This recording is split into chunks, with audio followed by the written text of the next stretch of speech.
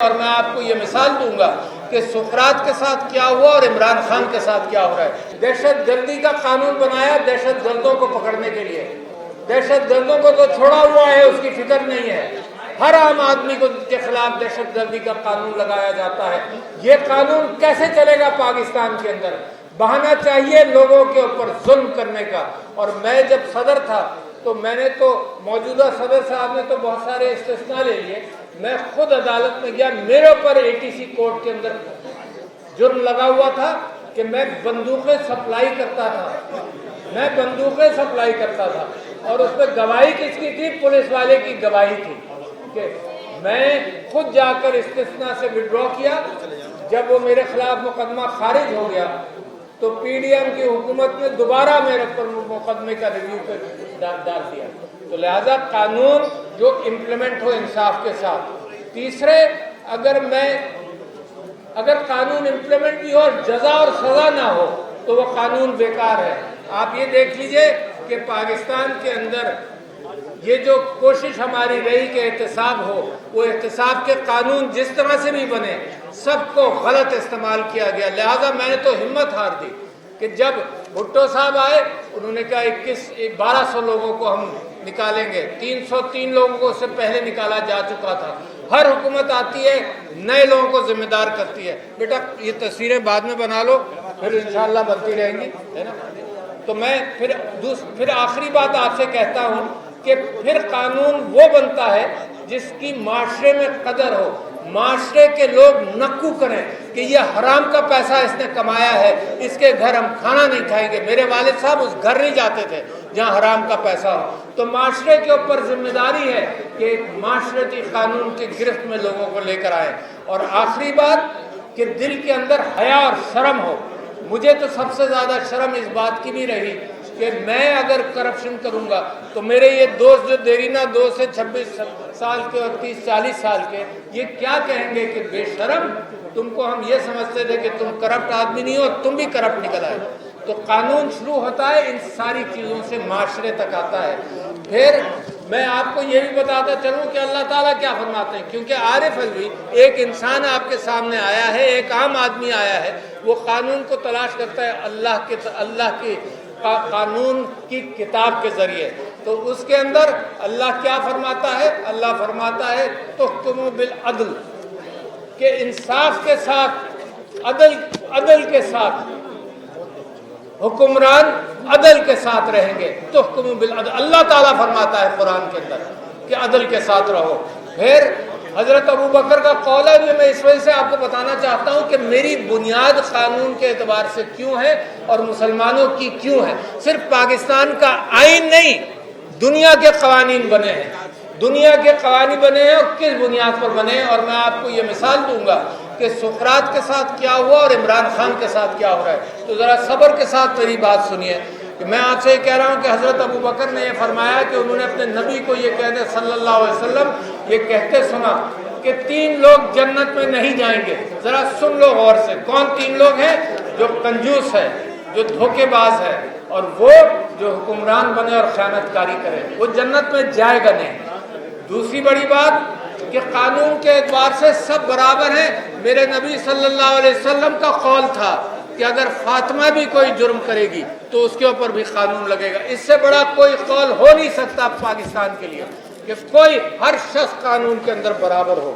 پھر قانون کی بالادستی کے حوالے سے حاکم اور عوام دونوں کو جب دھوکہ ہوتا ہے تو اس کے اوپر جنت حرام ہے حاکم کے اوپر۔ اور میرے نبی صلی اللہ علیہ وسلم نے کہا کہ تم ظالموں کے اوپر بھی رحم کرو، اس لیے کہ ان کو صحیح راستہ دکھاؤ۔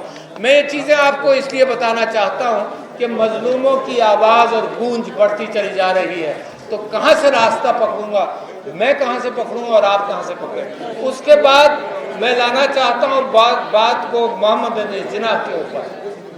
وکیل تھا، دیانتدار وکیل تھا، اس کی دیانت کے اعتبار سے کسی کو آج تک کبھی کوئی انگلی نہیں اٹھا سکا، مگر اس نے کیا کہا ذرا میں پڑھ کر سنانا چاہتا ہوں۔ صبر کے ساتھ بیٹھیں اور سنیں۔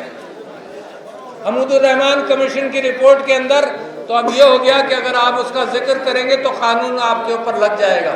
تو میں امید کرتا ہوں کہ محمد علی جناح کے اقتباس کو اگر میں پڑھوں گا تو مجھے سزا نہیں ہوگی اور میرے اوپر FIR نہیں کٹے گا، کیونکہ جس کو انہوں نے کہی ہے یہ بات انہی کو میں بھی سنانا چاہتا ہوں۔ اور یہ محمد علی جناح صاحب نے آرمی اسٹاف کالج کوئٹہ میں 14 جون 1948 کو یہ بات کہی تھی، ذرا غور سے سنو، اور میں انگریزی میں پڑھوں گا۔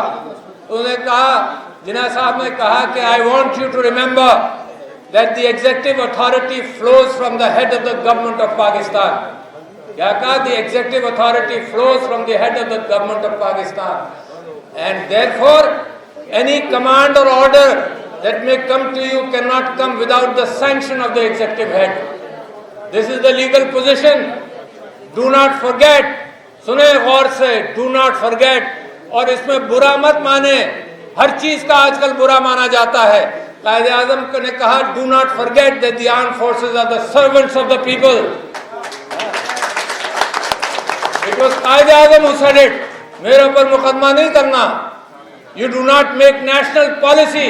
It was Quaid Azam who said it about SIFC. You do not make national policy. It is we, the civilians, who decide these issues, and it is your duty to carry out these tasks with which you are entrusted. یہ کراچی کے سب سے بڑے وکیل اور ہندوستان پاکستان کے سب سے بڑے وکیل نے یہ بات کہی۔ میں آپ کو یہ بتانا چاہتا ہوں کہ ہم سیکھیں گے کہاں سے۔ اگر عمران خان صاحب نے حمود الرحمان کمیشن کی رپورٹ کو کہا ہے کہ پڑھو، تو کیا غلط بات کی؟ کمیشن آپ کا بنایا ہوا، کمیشن گورنمنٹ کا بنایا ہوا، کمیشن بھٹو صاحب کا بنایا ہوا، اور ایک دیانتدار آدمی جسٹس حمود الرحمان نے اس کمیشن کی روداد سنی اور رپورٹ لکھی۔ اور ایسے لوگ 15-20 لوگوں سے تو میں آج بھی واقف ہوں جو زندہ ہیں، جو گواہی دیں گے کہ ہم نے کمیشن میں کیا کہا، آج بھی زندہ ہیں اور گواہی دیں گے۔ اس سے قبل کہ ساری چیزوں کو دفنا دیا جائے وہ بھی موجود ہیں جو گواہی دیں گے۔ اور یہ بھی آپ کو بتا دوں کہ ایک دیانتدار جج تھے اور ان کے بیٹے اس وقت فیڈرل شریعت کورٹ کے چیف جسٹس ہیں، جسٹس حمید الرحمان، ان کے بیٹے چیف جسٹس ہیں فیڈرل شریعت کورٹ کے آج۔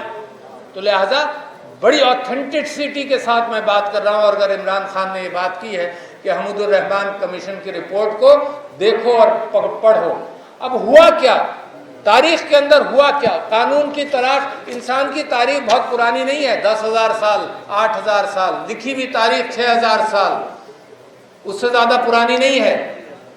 سب سے پہلے بڑے بڑے لوگوں نے، جب انسان نے اکٹھا رہنا شروع کیا، انسانوں نے کہا کہ قانون بناؤ۔